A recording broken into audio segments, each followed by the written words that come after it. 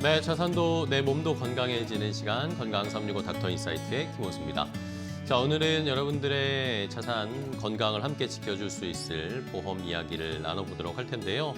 일단은 앞으로의 노후 대책 어떻게 세우고 계신지 궁금합니다. 하지만 하긴 해야 되는데 뭐부터 해야 할지 모르시는 분들이 아마 대부분이실 거라는 생각이 드는데요. 그래서 오늘은 이 노후 대비를 위해서 어떤 것들을 준비하고 어떻게 인플레이션을 이기면서 내 자산을 차곡차곡 쌓아가고 늘려갈 수 있을지 알아보도록 하겠고요. 그리고 실비보험 이야기도 요즘 많이 여쭤보시더라고요. 궁금하신 분들이 많으실 텐데 실비보험이 좀 개편된다라는 그런 정부 정책 이야기들도 있어서 과연 내가 가지고 있는 실비보험은 괜찮은 건지 그냥 가지고 있어야 도 되는지 아니면 나도 바꿔야 하는지 고민이신 분들 끝까지 함께 하시면 그 해결책을 얻어가실 수 있을 겁니다. 자, 그래서 오늘 보험 닥터 두 분과 함께 이런 내용들 준비했습니다. 어떤 또 좋은 정보 얻어가실 수 있을지 기대해 주시고요. 첫 번째로 함께 해주실 보험 닥터부터 소개해드리겠습니다. 화면으로 먼저 만나보시죠.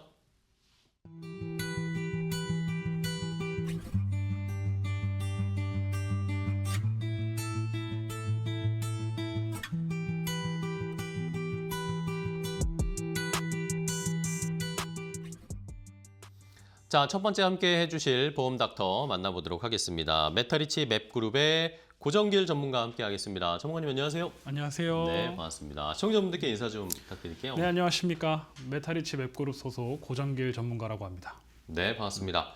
자, 그러면 고정길 전문가와 또 어떤 그 이야기를 나눠볼지 시청자분의 사연을 역시 오늘도 준비를 해봤습니다. 첫 번째 시청자분이 고민하고 계신 궁금하신 부분이 무엇인지 화면으로 함께 확인해 보겠습니다.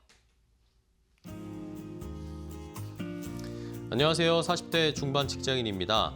예전에는 월급을 받고 생활비를 쓰고도 조금씩은 모아간다는 느낌이 있었는데 요즘은 물가가 너무나 올라서 그런지 남는 돈이 거의 없습니다. 식비, 교육비, 공과금처럼 꼭 들어가는 지출은 계속 늘어나는데 앞으로 자녀 교육이나 제 노후까지 생각하면 막막한 마음이 듭니다. 지금도 열심히 살고는 있지만 이대로 가도 괜찮은 건지 걱정이 되는데요. 고물가 시대에 어떤 기준으로 미래를 준비해야 하는지 알고 싶습니다.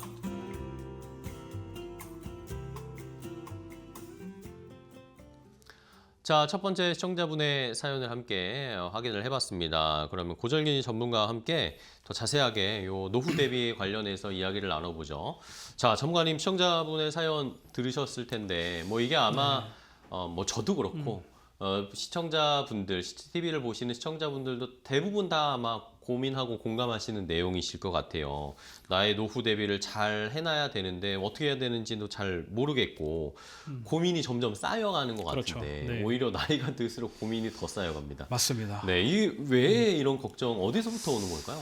참 이게 사연에서 보신 바와 같이 누구나 또 겪는 거고 누구나 겪을 고충이기는 합니다.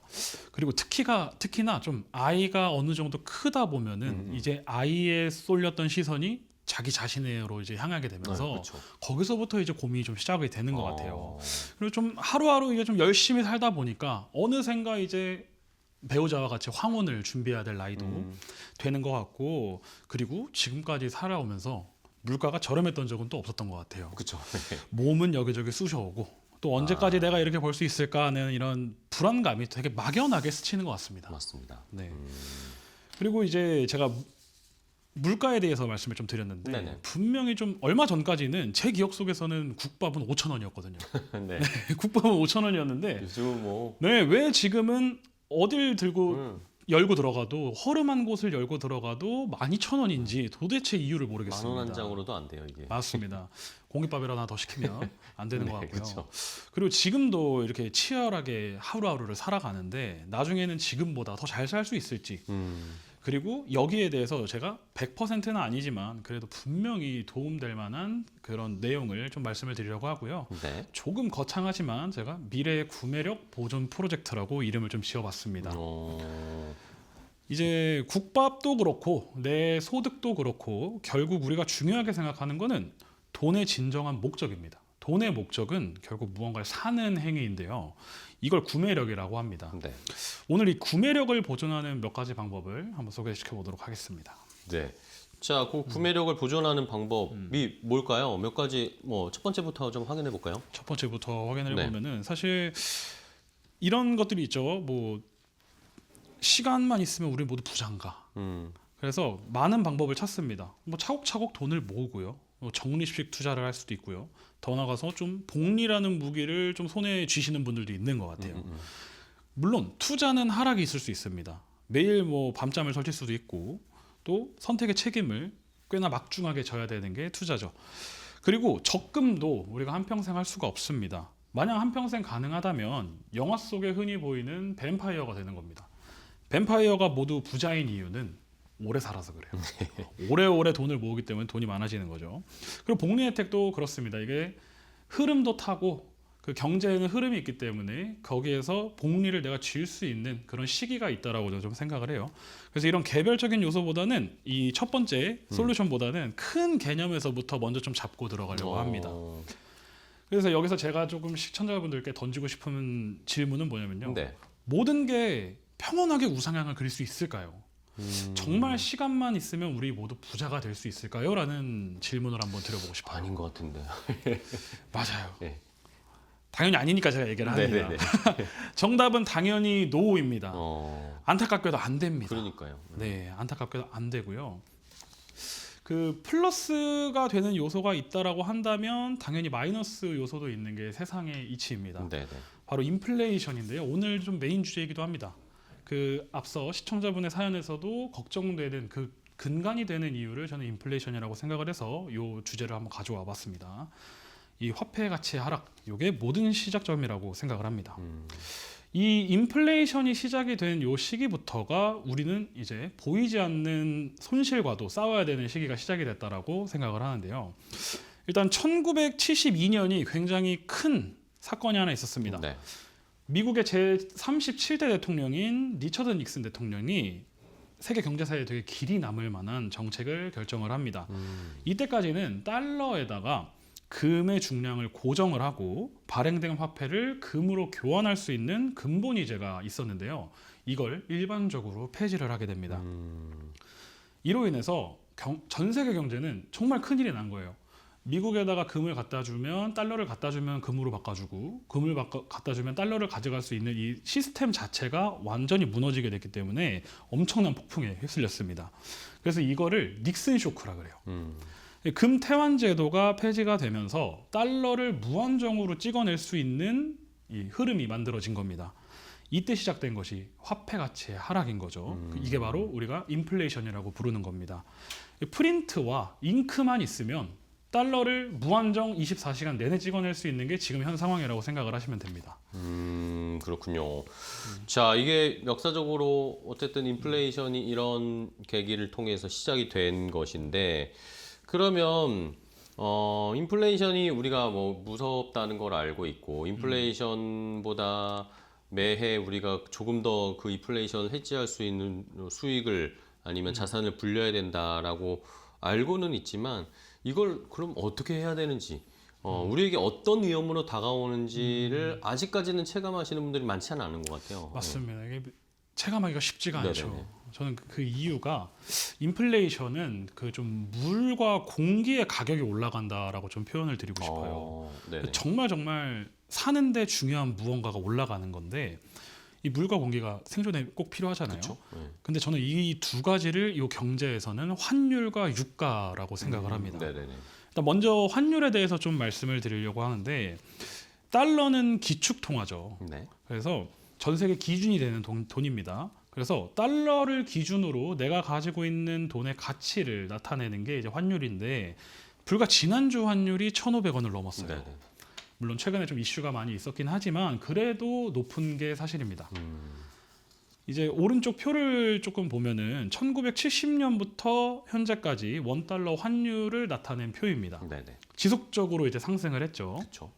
달러가 세상에 많아지는데 그 많아지고 흔해진 돈에 비해서도 내가 일을 해서 버는 월급, 즉 원하는 가치가 더욱더 줄어드는 겁니다. 이게 첫 번째 문제라고 생각을 하고요. 두 번째는 유가입니다. 기름값이 중요한 이유는 이제 페트로 달러라고 해서 전 세계적으로 약속을 한 게 있어요. 네. 기름, 그리고 이 원유를 꼭 달러로만 결제를 할 수 있는 게 그 약속입니다. 네. 그렇기 때문에 우리는 시간이 지날수록 전 페이지에서 봤던 표처럼 비싸지는 달러로 비싸지는 기름을 사는 이렇게 이중으로 인플레이션을 받는 효과를 받게 되는 겁니다. 물론 지금은 유가가 외부의 요소가 있죠. 전쟁이라는 전쟁 이런 때문에. 요소가 있기는 하지만 그럼에도 불구하고 기름도 달러도 동반해서 올라가고 있는 건 사실입니다. 네. 이제 여기까지 들었을 때는 아니 도대체 나는 달러를 안 쓰는데 우리나라에서는 원화를 쓰는데 그렇죠. 네. 왜 자꾸 달러 하고 기름 하나라고 이렇게 생각을 하실 수가 있어요. 근데 이 얘기가 맞으려면은 네. 이제 그림이 하나 나올 건데 화면에 자동차 주유구를 열고 5만 원짜리 지폐를 넣었을 때 자동차가 가야 됩니다. 네. 그렇죠. 그게- 기름을 넣으면 사서 기름 말고요. 5만 원짜리 지폐를 넣어야 아, 됩니다. 지폐를 넣어요. 아예. 이 5만 원짜리 지폐를 넣었을 때 자동차가 앞으로 가시는 분들은 정말로 상관이 없으신 분들입니다. 우리가 사용하는 이 모든 재화는 운송이라는 과정을 거치는데요. 네네. 단순히 사과 하나를 먹더라도 과수원까지 가서 직접 사과를 따서 이렇게 드시는 분은 저는 정말 극 소수라고 생각을 해요. 그렇죠. 네. 그래서 운송에는 기름이 들고 그 기름을 달러로 사옵니다. 여기에 비싸진 달러와 비싸진 기름이 요 비용이 내가 먹는 사과에 이제 포함이 되는 거죠. 그렇게 저는 인플레이션, 이 물가가 오르는 것을 달러와 유가를 빼고 이야기하는 것은 맞지 않다라고 생각을 합니다. 그래서 정말 모든 것에 영향을 끼치기 때문에 저는 이 인플레이션이 물과 기름, 물과 공기죠. 공기의 값이 오른다고 좀 표현을 하고 싶어요. 그래서 지금 당장은 체감은 안 되지만은 결국에 우리 생활에 스며들어 있는 물과 공기처럼 우리에게 지대한 영향을 미치고 있는 겁니다. 네. 자, 물과 공기처럼 우리가 물과 공기를 그냥 뭐 너무나 자연스럽게 마시고 저희 주변에 있는 건데 이거의 가격이 올라가면 자연스럽게 우리가 살아가는데 돈이 더 많이 들어가는 것처럼 네. 말씀해 주신 것처럼 달러, 환율 그리고 기름값 그렇죠. 이게 네. 인플레이션을 촉발하는 구조를 전체적으로 네. 이해를 해봤네요. 그러면 이런 구조적인 문제가 네. 계속 지속이 되면 이게 이게 나라 국가 전체 우리나라의 문제도 되기도 하겠지만 당장 나 개인의 삶에도 그렇죠. 내가 노후에 더 많은 돈이 필요하고 더 이 인플레이션보다 자산을 더 증식시켜야 되는 이 어려운 문제로 다가올 맞습니다. 것 같은데요. 네. 굉장히 어려워요. 네. 그 어려운 이유를 제가 오늘은 조금 서두에 이 구조적인 이야기를 네네. 좀 많이 드려야 될 것 같은데 그 이유가 연금은 멉니다. 노후는 멀고요. 네. 그렇기 때문에 이 구조를 마음속 깊이 이해하지 않으면 사실 체감이 더 안 되는 것 같아요. 그래서 오늘은 조금 앞에 얘기를 좀 길게 해드릴 건데 네네. 이게 버틸 수 있는 물가의 상승이라는 게 있죠. 이 정도는 뭔가 올라도 내가 국밥이 지금은 12,000원이지만 한 15,000원까지는 사 먹을 수 있을 것 같다라는 이런 물가 상승, 내가 버틸 수 있는 물가 상승과 나의 소득이 감소하는 그 교차점이 있습니다. 거기서부터가 진짜 문제의 시작이라고 저는 생각을 해요.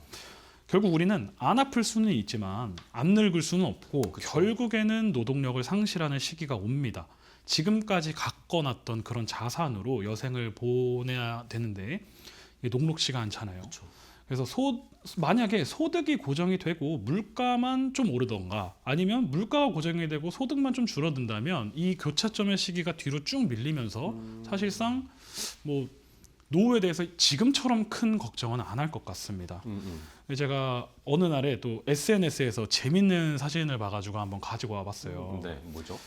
여기 보시면은 나는 이 세상에 왔다가 밥값은 하고 가는가라는 이런 현수막이 걸려 있더라고요. 네. 제가 이걸 꽤 오래 전에 핸드폰에 저장을 해놓은 걸 요번에 네네. 한번 꺼내봤습니다. 여기 사진에 보시면은 한 끼에 5,000원 하루 세 끼를 예, 이렇게 계산을 계산을 한 하면. 거죠. 그래서 81세 평균 수명으로 했을 때 밥값만 4억이 계산이 됩니다. 와, 근데 저는 이게 조금 오류가 있다라고 생각을 해요. 네네. 한 끼 5,000원이면 굉장히 옛날 자료일 것 같기도 하고 그러네요. 이 네. 80년간의 물가 상승을 반영하지 않았다라고 생각을 합니다. 그리고 우리의 오늘의 주제는 노후이기 때문에 이 노후로 해서 러프하게 제가 기준을 잡고 계산을 한번 해봤습니다. 네네.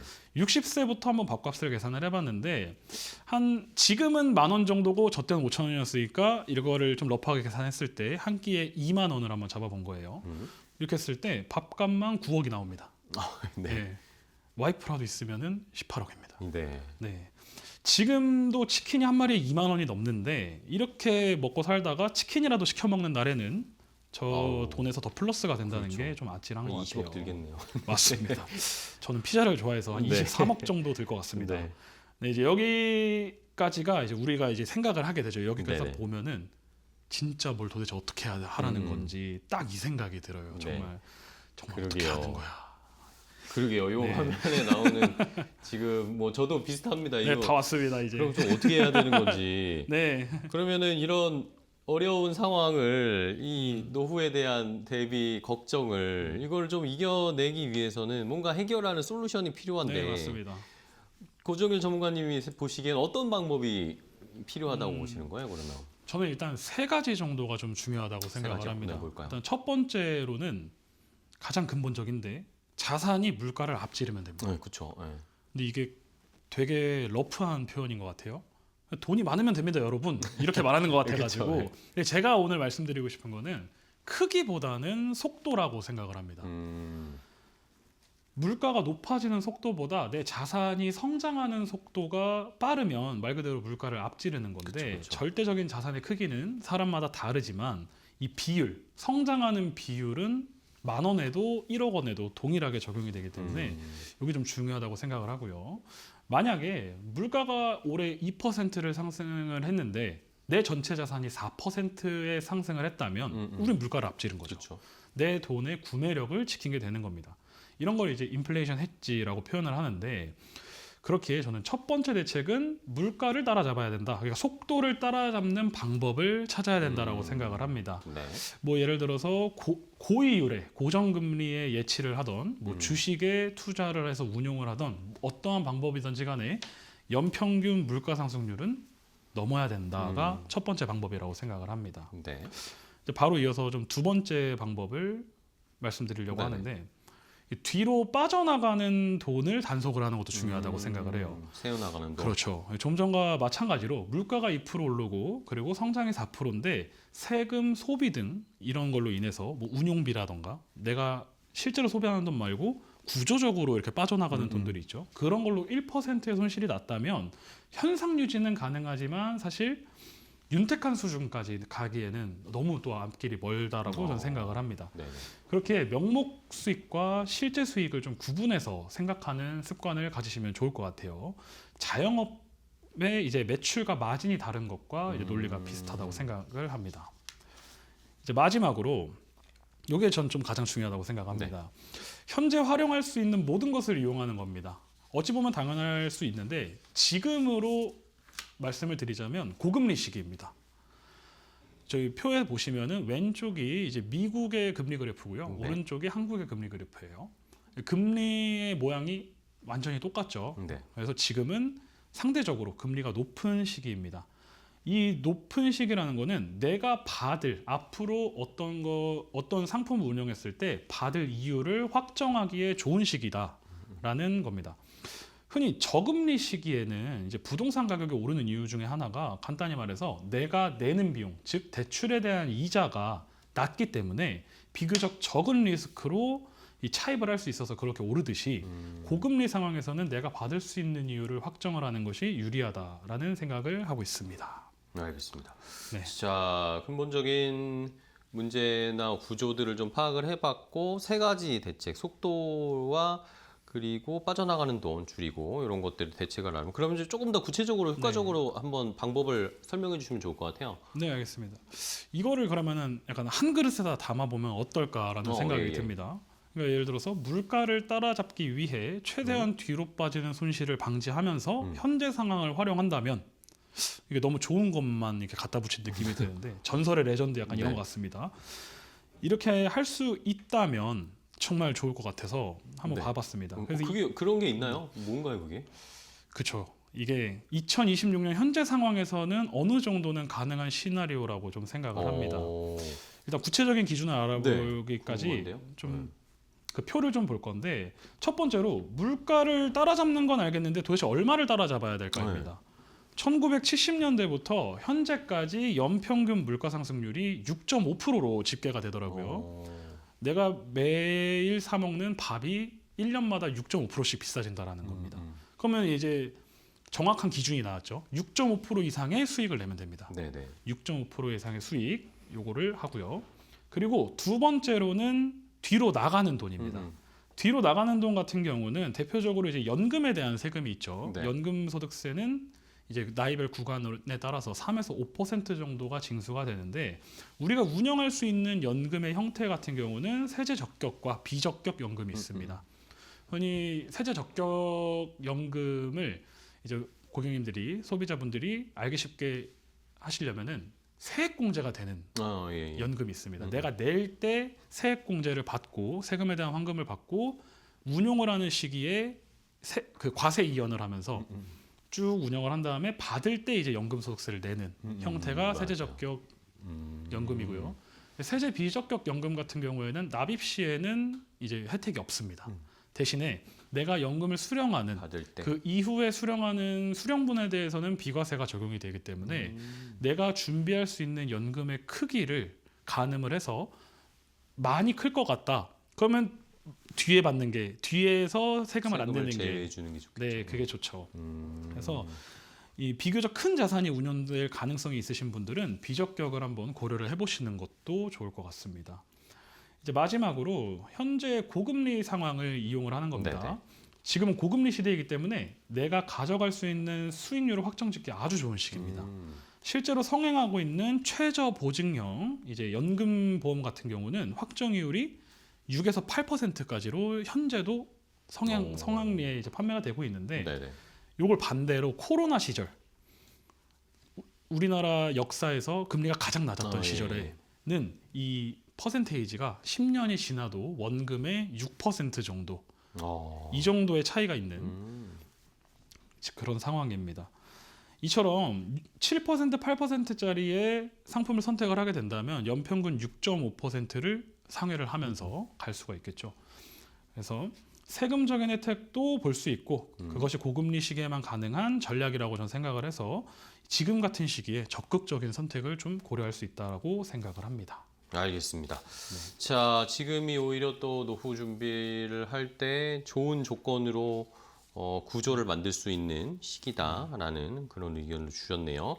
그러면 마지막으로 시간이 또 거의 다 돼가지고 전문가님, 우리 시청자분들께 이렇게 나의 노후를 좀 대비해야 된다. 마지막으로 최종 좀 정리 좀 부탁드릴게요. 네.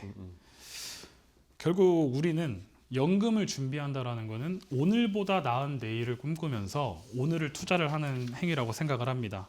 이제 시간이나 기술, 운영 구조 등 우리의 자산을 좌지우지하는 요소들이 정말 많은데요. 각각 요소를 육성한다라는 생각으로 하나씩 채워나가는 것을 추천드립니다. 그 과정에서 내 생활과 내 상황, 시기에 맞는 방법이 꼭 하나씩 나타나요. 그럼 그거를 조금 더 신경 써가지고 가꾸면 된다라고 생각을 합니다. 그리고 그러한 의미에서 처음 시작하시는 분들, 그리고 지금 고금리 시기를 누리고 싶으신 분들은 구조를 한번 점검해보는 시기가 됐으면 어떨까 싶습니다.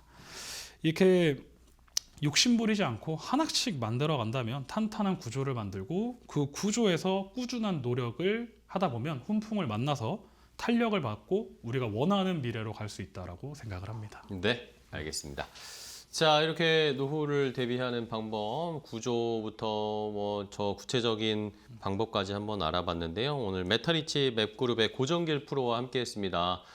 전문가님, 오늘 또 좋은 전략 소개해 주셔서 감사하고요. 다음에 또 뵙도록 하겠습니다. 오늘 고생 많으셨습니다. 감사합니다. 고맙습니다.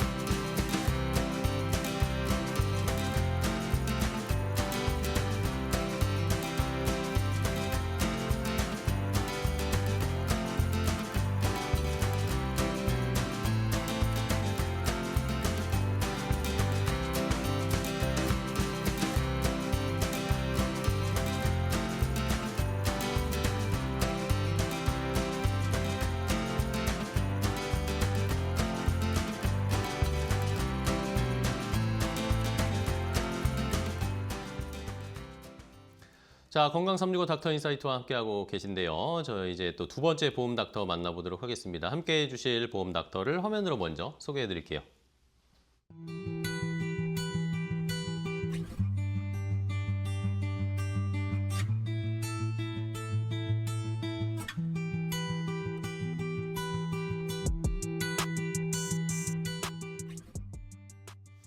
자, 두 번째 함께할 전문가 보험 닥터 만나보도록 하겠습니다. 메트리치 맵그룹의 이현재 전문가와 함께하겠습니다. 안녕하세요. 반갑습니다. 반갑습니다. 그럼 오래간만입니다. 인사 좀 네. 부탁드릴게요. 네, 현장형 전문가 이현재 전문가입니다. 반갑습니다. 네, 반갑습니다.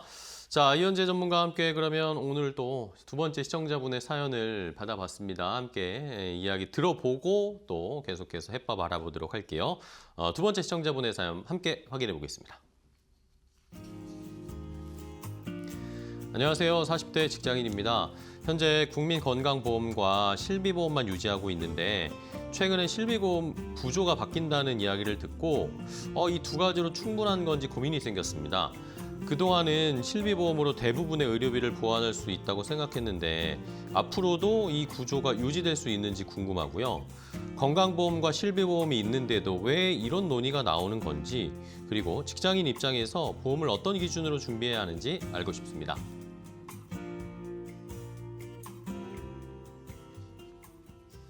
자, 두 번째 시청자분의 사연을 함께 확인을 해봤습니다. 이 실비보험 최근에 좀 변경될 수 있다, 이런 뉴스를 아마 접하신 것 같아요. 그래서 이현재 전문가와 함께 더 자세하게 좀 알아보도록 하겠습니다. 자, 요즘 뭐 직장인 분들 뿐만 아니라 내 실비를 가지고 계신 대부분의 분들이 이거 실비가 구조가 바뀐다는데 이걸 어떻게 해야 되나 하고 걱정하시는 분들이 좀 많으시더라고요. 왜 이런 논의가 나오고 있고 왜 걱정이 생겼는지부터 알아야 될 것 같습니다. 우선은 우리가 실비보험이라 하면 이제 대한민국 국민 기준으로 4천만 명 정도 가입을 하고 있거든요. 사실은 지나가는 분들이 대부분 거의 다 실비보험을 가지고 계시죠. 가입하고 있으시잖아요. 근데 우리가 결국 불안하다고 하는 것은 내가 가지고 있는 것이 뭔가 구조적으로 무너지진 않을까. 혹은 내가 진짜 필요로 할 때 이걸 꺼냈었을 때 유통기한이 지난 우유처럼 혹시 상하진 않았을까. 네, 그런 불안감 때문에 있는 것 같은데요. 오늘 아무래도 그 작년부터 논의가 됐던 내용인 것 같습니다. 그 실비보험이 조금 더 불리하게 개편이 될 거다. 그렇기 때문에 뭐 빨리 준비해라. 아니면 누구는 또 기다려라. 너무 많은 말이 오고 가다 보니까 사실 시청자들 입장에서는 내가 가지고 있는 실비보험이 바꿔야 되는 건지, 그러니까요. 아니면 이거를 그대로 들고 있어야 되는 건지, 그 기준을 사실 잡기가 전문가라고 이야기하는 저도 사실 좀 어려울 때가 있습니다. 헷갈리세요? 네, 헷갈립니다. 그래서 오늘은 이런 헷갈리는 부분들을 우리가 정답을 내릴 수는 없지만 네. 적어도 개개인의 상황과 성향에 따라 좀 나는 좀 미리 대처를 할 수 있거나 아니면 지금 있는 전략 그대로 가져가는 게 좋은지 그 기준을 좀 하나씩 점검해 보는 시간이면 좋을 것 같습니다. 네, 알겠습니다. 네. 자, 그러면은 이게 이 계속해서 세대마다 이 실비보험도 뭐 몇 세, 1세대, 2세대, 뭐 5세, 4대, 4세대, 5세대 이렇게까지 이야기가 나오면서 계속 바뀌고 있잖아요. 네네. 이게 그러면서 5세대 실손보험은 뭐 올해 출시를 앞두고 있는데 뭐 보험료는 낮아지는데 보장하는 범위도 같이 줄어드는 뭐 그렇게 된다는 얘기도 있고, 요거를 그러면 어떤 방향으로 준비를 하고 저희가 대비를 해야 될까요? 네, 우선은 직장인 기준으로 좀 설명을 좀 드리면 좀 좋을 네. 것 같습니다. 그러니까 우리가 건강보험하고 같이 의무 부과되는 보험이 국민연금이 있죠. 직장인 기준으로는 약 9% 정도의 우리가 요율을 소득에서 제하는데요. 보통 사업주가 그 절반인 4.5%를 제하고 근로자인 경우에는 4.5%를 내가 내는 컨디션이었는데 국민연금도 마찬가지고 건강보험도 이번에 0.5%좀 올라가게 됐죠. 네. 그러니까 실질적으로 내가 받는 급여가 동일한 게 아니라 그만큼 0.5% 올라간 구간만큼 내가 내는 돈이 올라갔다 생각을 하시면 됩니다. 그렇기 때문에 건강보험 하나만으로 내가 과연 미래에 내가 아팠을 때 질병이나 상해에 의해서 내가 아프게 됐을 때 병원비를 지킬 수 있을까라는 불안감을 조금 대비를 할 수 있는 게 우리가 실손보험 혹은 실비보험이라고 하는데요. 이 실비보험이라는 것 자체가 우리가 흔히 아는 손해보험과 생명보험 중에 손해보험은 네. 우리 몸에 신체에 손해가 있었을 때 보상을 보는 보험이죠. 그 부분을 내가 실질적으로 병원에 갔을 때 내가 내는 자기 부담금을 일정 비율로 해서 보상을 해주는 보험이 실비보험입니다. 근데 이런 실비보험이 지난 20년 동안 크게 한 4번 정도의 바뀌는 1세대부터 4세대까지 바뀌게 됐죠. 네. 그러면서 점점 보장이 좋아지면 조금 더 이제 우리가 업그레이드 해 나가는 핸드폰도 마찬가지로 더 그렇죠. 좋아지지 안 좋아지진 않잖아요. 네. 근데 유일하게 이런 실손 보험만이 우리가 가지고 있는 보장 보험 중에서 더 안 좋아지고 있다는 거죠. 그러니까요. 네. 그런 부분 때문에 아무래도 시청자분들이 내가 가지고 있는 실비 보험이 뭐 늘 병원에 가서 보험금을 청구하시는 분이 아니라면 내가 90%를 보상받는지 아니면 100%를 보상받는지에 대한 기준을 잘 모르시죠. 그래서 어떤 분들은 이런 경우가 있습니다. 저 같은 경우는 개인적으로 14년 정도 병원 행정에서 환자분들이 직접 찾아오면 이거 보험 되나요? 라고 이렇게 응대를 하던 경험이 있었는데요. 근무를 하셨군요. 네네. 여기서 이제 사실은 희비가 많이 갈리게 됩니다. 일반적으로 우리가 보험금을 청구하게 되는 과정 중에 가장 기본적인 게 실비보험이다 보니까 우리가 아무래도 내 몸에 쓰는 거는 좋은 거 먹고 싶잖아요. 그쵸. 좋은 옷 입고 싶고 좋은 치료를 받고 싶은데 아무래도 먹는 거야 우리가 아침, 점심, 저녁 하루 3번을 먹게 되고 옷이야 사계절 옷이 있으면 사실 어느 정도 준비가 되지만 아픈 거는 우리 누구나 이제 대비가 되지 않기 때문에 네. 사실 아픈 것만으로도 우리가 좀 불안감이 휩싸일 수 있는데 예상치 못한 소비가 지출이 된다는 거죠. 그 예상치 못한 소비가 바로 의료비인데요. 그 의료비에 대한 자기 부담금만큼을 보상하는 게 실비보험이었다는 거죠. 근데 그 실비보험이 과연 유지가 될까? 이런 부분들이 전반적으로 불안감이 생기는 요소가 아닌가 저는 그렇게 생각하고 있습니다. 네. 자, 그러면 지금 이 실손보험을 좀 집중해서 우리가 생각을 해보면 아까 말씀해 주신 거 20년 동안 4번이나 바뀌었다라고 했잖아요. 그러면은 각 세대별로 어떻게 변화했는지를 일단 좀 알아야 될 것 같아요. 그렇죠? 네, 좋습니다. 그러면 이렇게 조금 개념을 좀 잡고 갔으면 좋겠습니다. 우리가 각 세대별로 몇 %의 자기 부담금이 있는지 아니면 얼마를 돌려받는지 이것도 중요하지만 네. 지금 방송을 보고 계시는 시청자분들은 1세대 실비를 가지고 계실 수도 있고 4세대 실비 보험을 가지고 있을 수도 있다는 거죠. 가장 큰 중요한 틀은 개념부터 좀 잡고 갔으면 좋겠습니다. 조금 농담을 좀 섞어서 말씀드리면요. 우리가 실비 보험을 우리가 통틀어서 손해보험이라고 합니다. 네. 그럼 우리 말을 한번 볼게요. 손해보험. 보험을 가입하면 저는 사실은 손해를 볼 수밖에 없다고 생각합니다. 아, 그래요? 네, 손해보험이잖아요. 그렇죠. 네, 볼 수밖에 없다는 거죠. 네네. 왜냐하면 첫 번째는 내가 아픈 것도 손해입니다. 그렇죠. 자, 아팠는데 병원비가 나오는 것도 손해겠죠. 손해죠.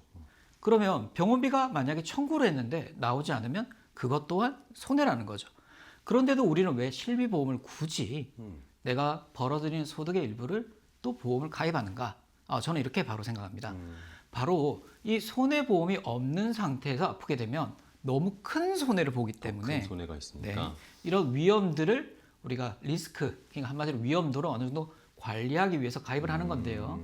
그래서 여러분들이 가지고 있는 실비보험이 기준을 하나 잡아드리면 사실은 지금 정부에서 여러 가지 의견을 내고 있지만 뭐 매입이 된다, 매입이 되지 않는다. 그리고 이번 달에 나오기로 했어요. 원래 5세대 네네. 실비가. 그런데 그러니까. 그것 또한 이제 전산적인 부분이나 당국과 보험사의 협약 과정에서 좀 부드럽게 이어지지 않다 보니까 그것조차도 어느 정도 정확한 가이드라인이 나오지 않았는데요. 그래도 어느 정도 기준을 잡아드리고자 한다면 2013년도 4월 이후의 가입자분들은 어쩔 수 없이 실비보험을 가지고 계실 때 재가입 주기라는 게 있습니다. 네네. 그러니까 내가 원하지 않는다 하더라도 일정한 가입 시기가 지나고 나면 재가입을 하셔야 되기 때문에 되도록이면은 좀 유지하시다가 갱신이 좀 어렵다라고 하면 그때 이제 갈아타시는 좀 추천드리고요. 내가 다소 병원을 좀 많이 간다. 그럼 2013년 3월 가입자부터 되겠죠. 그 앞선 세대 1세대, 2세대 가입자분들은 이렇게 생각하시면 좋을 것 같습니다. 내가 내는 보험료가 예를 들어서 한 달에 6만 원인데 그러면 1년 동안 약 72만 원 정도 보험료를 내겠죠. 그럼 내가 병원비를 72만 원 정도 돌려받을 수 있느냐? 그게 좀 기준인 것 같습니다. 그렇네요. 그런데 이게 실비보험의 특징이 이게 알 수 없는 게 내년이 되면 또 갱신이 됩니다. 갱신이 되면 그때 되면 거기 갱신 보험료를 더하면 80만 원, 90만 원 넘어가겠죠. 그러면 결국은 내가 투자하는 돈 대비 돌려받는 금액에 대해서 그게 손해율이 올라가는 구간이 발생됩니다. 그런 경우에는 실비보험을 조금 더 가벼운 세대 실비보험으로 좀 미리 바꾸시는 것도 좋다고 저는 생각합니다. 그래서 기본적인 골자는 이렇습니다. 네. 과거의 실비보험은 모든 집을 지을 때 1층이라는 게 존재합니다. 기초 공사가 필요하다는 거죠. 그럼 1층이라는 구조 위에 그 위에 2층과 3층을 쌓아 올리는 구조가 전통적인 보장 방식이었습니다. 그런데 이 1층이라고 하는 실비보험이 많은 갱신율로 인해서 더 불리한 보험으로 갈아탈 수밖에 없는 상황이고 혹여나 실비보험을 더 이상 유지하기 힘든 소득 구간에 들어가게 된다면 결국은 실비보험을 뺄 수밖에 없는 상황이 된다는 거죠. 그렇게 됐을 때 내 집의 전체 구조인 2층과 3층과 4층을 유지할 수 있는지에 대한 기본적인 구조가 저는 좀 바뀌어야 된다고 생각합니다. 그러니까 정리를 하자면 과거에는 1층이 기본이었고 그 위에 보장을 쌓아 올리는 보험 구조를 네네. 가지고 계셨다. 근데 지금은 1층인 실비보험이 이 기능을 제대로 하지 못하게 될 수도 있다는 가정하에 건물을 지어 놓으셔야 된다. 이렇게 이해하시면 좋을 것 같습니다. 알겠습니다. 자, 그게 결국에는 내가 그 전에 실손보험이 이득이 되는지 아닌지를 판단해 보는 것도 중요한데 지금 우리가 기본적으로 개념을 보험을 준비할 때 실비를 기본적으로 깔고 그 위에 추가적으로 쌓는 형식으로 보험을 준비해 왔던 그거 자체도 바꿔야 할 수도 있다라는 말씀이에요. 네, 맞습니다. 그러면 이거에 대해서 그러면 뭐 모든 걸 다 리모델링하거나 다 바꿔야 된다라는 생각이 갑자기 들거든요. 이러면은 네네. 구조적으로 내가 쌓아왔던 보험을 다 어떻게 보면 바꿔야 된다? 뭐 안 네네. 좋게 말하면 붕괴될 수도 있다? 네네. 라고 생각할 수도 있잖아요. 네, 그렇죠. 이게 사실은 이게 보험이라는 금융 상품이 우리가 가입하는 과정을 조금 생각을 해보면 그 약관이라고 하는 사용 설명서죠. 우리가 휴대폰을 사면 이게 뚜껑을 열면 설명서가 나오잖아요. 네. 근데 그 설명서 읽어보시는 분들이 거의 없죠. 없죠. 예, 저도 이제 바로 버려는 게 이제 박스인데요. 근데 보험을 가입하면 여러분들이 이제 뭐 청약서라든지 청약서 부본 아니면은 약관 이런 것들을 이제 받게 되는데요. 사실은 그걸 열어보는 사람들이 거의 없습니다. 거의 없다라고 하는 거죠. 그렇기 때문에 금융 상품은 좀 어렵기 때문에 우리가 가입하는 과정을 보면 내가 아는 사람 아니면 소개 그렇죠. 아니면 여러분들이 알아본다 하더라도 너무 어려운 의료 용어 그리고 보험 용어 사실 이해하기 힘들다는 거죠. 그렇기 때문에 나의 귀찮음을 대신할 수 있는 게 내가 아는 사람들한테 믿고 가입한다. 이런 말들을 많이 하시는데요. 사실은 믿고 가입하는 게 아니라 내가 귀찮으니까 당신이 나의 귀찮음을 대신해줘. 이 말에 좀 무책임함이 아닌가 저는 좀 생각을 하는데요. 그러면 우리가 어떻게 보험을 좀 생각을 해야 되는가 제가 좀 설명을 드리겠습니다. 네네네. 지금 아나운서님께서도 이야기하셨듯이 내가 가지고 있는 보험을 전부 갈아엎어야 되냐 이게 아니라 진짜 본질적인 문제는 그 통계를 조금 이야기 하나 해보도록 하겠습니다. 우리가 그 보험이라고 하면 가장 먼저 떠오르는 게 아무래도 암 보험 아닐까요? 그렇죠. 그러면 암에 대한 통계를 먼저 좀 이야기를 드리도록 하겠습니다. 과거의 암이라고 하면요, 사실은 1985년도 정도에 좀 과거로 좀 넘어가 보도록 하겠습니다. 40년 전이죠. 40년 전에는 암이 걸렸을 때 생존율이 12개월 생존율이 0%였습니다. 거의 이제 사망한다고. 네, 그때는 사실 위로금이었다는 거죠. 그쵸. 암이 걸리면 이제 당신의 이제 마지막을 좀 준비하셨으면 좋겠다. 그래서 그때 당시에 암은 진단금 위주로 세팅이 되어 있었습니다. 그로부터 약 한 20년 정도 흐른 2005년도죠. 지금으로부터 약 20년 전인데요. 20년 전에? 이때 암의 생존율이 24개월까지 생존율이 약 40%까지 올라갑니다. 오, 엄청나게 올라갔죠. 그렇네요. 그러면 2016년도 그러니까 지금으로부터 10년 전까지만 보더라도 생존율이 40에서 60% 왔다 갔다 했거든요. 근데 지금은 우리가 암 치료비로 보면은 보통 5년이 지나면 완전 관해, 완치됐다라고 판정하지 않습니까? 그렇죠. 그러면 2026년 현재 기준으로 말씀을 드리면 암이 걸렸을 때 48개월 이상, 그러니까 즉 4년 이상 생존하는 확률이 무려 80% 이상입니다. 그래요? 자, 문제는 사실은 보험이 아니라 보험의 구조보다 더 빠르게 변하는 의료 환경에 문제가 있습니다. 그렇네요. 자, 그러면 과거에는 우리가 가지고 있는 보험의 구조는 아팠을 때 위로금과 같은 어떻게 보면 보상금의 구조였다라고 하면은 앞서 말씀드렸듯이 과거에는 암이 걸리면은 거의 뭐 생존율이 2년 이내에 돌아가시다 보니까 사실은 미래를 이제 준비하는 단계였다는 거죠. 그런데 4년, 5년 이렇게 길게 생존을 하시다 보니까 어떤 문제가 발생되냐면 치료비가 중첩적으로 계속 쌓여나가는 구조라는 거죠. 문제는 본인이 아파서 힘든 것도 있지만 그 부담금들을 가족이 부채로 넘어가는 상황이 있기 때문에 앞으로의 보험은 과거처럼 진단금을 한번 받고 끝나는 구조가 아니라 네. 2년, 3년, 4년 내가 치료를 계속 지속할 수 있는지에 대한 구조를 짜는 패러다임으로 바꾸셔야 되는데 이렇게 말씀드리면 좀 너무 어렵잖아요. 그럼 제가 좀 바꿔서 좀 설명드리겠습니다. 우리가 휴대폰을 사면 필요한 기능을 이렇게 까는 거를 어플리케이션 설치라고 네네. 하지 않습니까?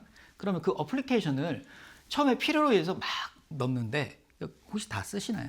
뭐 쓰는 거는 뭐 한정되어 있죠. 그렇죠. 우리가 늘 쓰는 무슨 톡, 뭐 아니면은 뭐 맵을 본다든지 뭐 쇼핑을 한다든지 영상을 본다든지 거기에서 벗어나지 않는데요. 보험도 마찬가지입니다. 여러분들의 증권 파일을 열어보면요. 사실 여러 가지 특약들 담보들이 켜켜이 쌓여 있습니다. 근데 문제는요. 가입한 지 5년이 지났든 10년이 지났든 그건 그때 당시의 의료 기술에 맞춰서 나온 상품이라는 거죠. 그렇겠죠. 그러면 내가 쓰지도 않는 어플리케이션이 핸드폰에 있으면 우리는 당연히 그거를 삭제를 하고 그 공간에 다른 거를 설치를 해야지 휴대폰이 정상적으로 작동을 하듯이 금융상품도 마찬가지입니다. 내가 가지고 있는데 지금하고 어울리지 않는 특약들은 좀 삭제를 할 수 있다는 거죠. 그러면 그 부분을 전반적으로 집을 무너뜨린다라는 느낌. 그러니까 보험을 해약하는 방식이 아니라 부분적으로 어플리케이션을 삭제를 할 수 있습니다. 가령 이런 거죠. 창문 하나만을 마음에 들지가 않아요.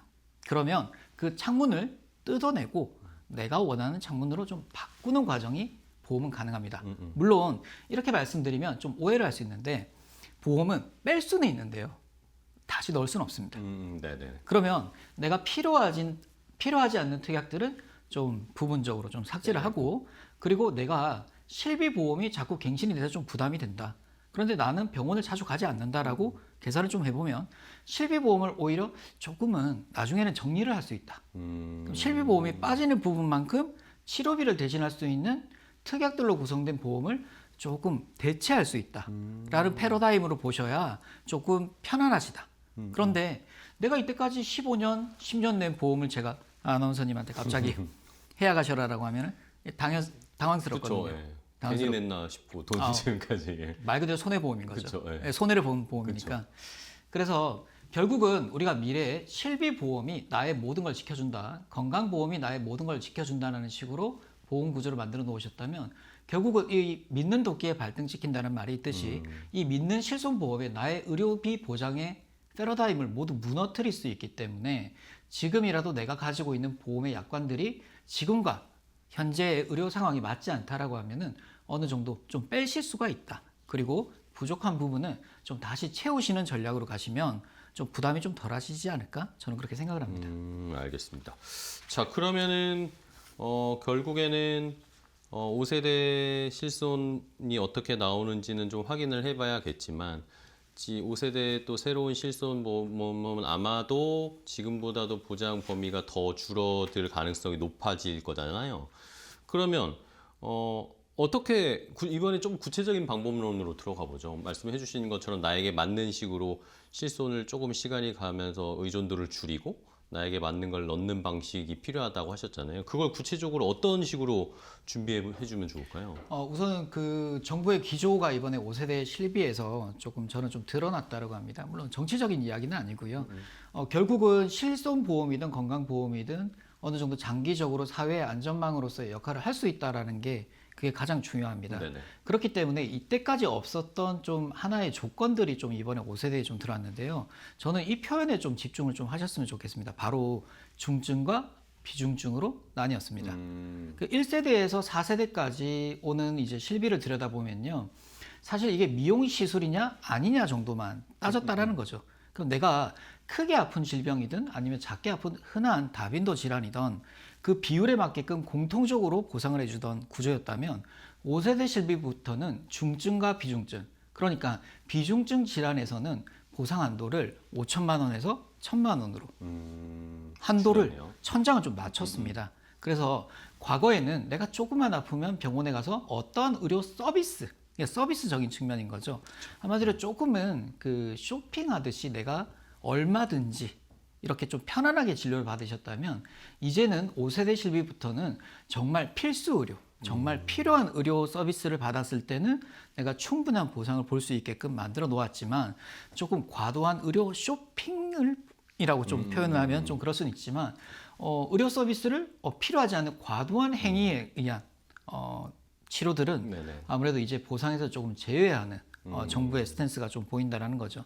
그렇게 된다면은 5세대 실비는 이제 1세대에서 4세대에서 뭐 일부 가입자긴 합니다. 한 8% 정도 되는 가입자분들이 전체 보험료의 80% 정도를 사용을 하고 있습니다. 그게 이제 작년 기준으로 한 8조 원 정도가 일부 특정 시술 두세 개에 몰려 있거든요. 네. 거기에 대해서 의견이 사실은 각자의 관점에 따라 너무 좀 다른 의견을 이야기하기 때문에 네, 그걸 논하는 자리는 아니기 때문에요. 그렇다면은 내가 이제 가지고 있는 실비에 대한 거는 아무래도 좀 유지하기가 좀 어렵다라고 보여집니다. 왜냐하면 우리가 장기적인 플랜을 세웠을 때 소득 구간이 낮아지는 이제 50대에서 60대 분부터는 실비보험이 갱신되면서 그것조차 부담이기 때문에 과거에는 뼈대가 실비보험이었다면 이제는 뼈대가 내가 비급여 치료 혹은 내가 장기간 치료를 받는다 하더라도 보험에서 보상 볼 수 있는 구조들을 좀 쌓으시는 게 훨씬 더 유리하실 것 같다는 거죠. 똑같은 돈을 투자를 해서 미래를 준비하신다면. 알겠습니다. 자, 이렇게 5세대 실손의 변화에 따라서 우리도 준비하는 방법을 좀 바꿔야 한다라는 것이었고요. 그러면은 뭐 또 시간 거의 다 됐으니까 마지막으로 요 실손 아까 시청자분에게도 그렇지만 사연 주신 시청자분들도 그렇지만 네네네. 어떻게 이 주안점을 둬야 될지 이제 새로 나오는 실손 5세대 변화를 어떻게 관점으로 바라보고 준비해야 될지 마지막으로 좀 조언 좀 부탁드릴게요. 아무래도 이런 부분에 대해서 제가 오랫동안 고민을 사실은 많이 해봤습니다. 그런데 이게 결론은 정답은 없습니다. 각자의 이제 개인에 대한 소득 구조 상황에 따라서 너무 과도한 보험료를 지출하시는 것보다는요, 기본적으로 치료비를 반복 보장할 수 있는 특약 위주로 좀 구성을 해주시고, 실비보험은 언제든지 나의 포트폴리오에서 빠질 수 있다. 즉, 나의 보험 금융 상품에서 나를 지켜주지 못할 수도 있다라는 전제하에 보험을 좀 준비하시는 거를 좀 추천드리고요. 무엇보다도 요즘은 이제 치료 자체가 이제 입원을 위주로 하는 치료가 아니라 통원을 위한 치료.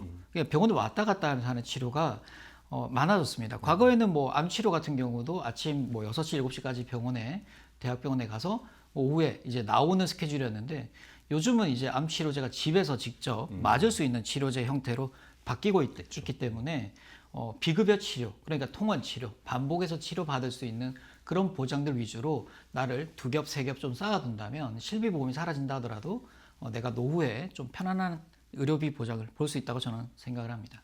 네, 알겠습니다. 자, 이렇게 아직 뭐 확정된 내용이 나오진 않았으나 그 방향성은 우리가 이미 파악을 할 수 있을 힌트들이 나왔기 때문에 말씀해 주신 것처럼 실비에 의존하는 우리 보험 구조를 너무 거기에다가 비중을 싣는 것보다 이제 의료기술도 발달해서 의료의 우리 수명도 늘어나게 된 상황이고 또 치료하는 방법도 입원하는 게 아니라 통원해서 치료하는 뭐 이런 식으로 많이 바뀌게 되니까 거기에 맞는 추가적인 비급여 관련된 보험들을 좀 준비하는 게 필요할 것 같다라는 그런 의견 주셨습니다. 시청자분들도 오늘 한번 잘 참고해 보시고 여러분들 가지고 계신 실손도 한번 꼭 이 기회에 체크는 해보셔야 된다라는 거 다시 한번 강조를 드리겠습니다. 자, 오늘 메타리치 백그룹의 이현재 전문가와 함께했습니다. 전문가님 오늘 또 좋은 정보 자세하게 알려주셔서 감사하고요. 다음에 또 뵙도록 하겠습니다. 오늘 고생 많으셨습니다. 네, 감사합니다.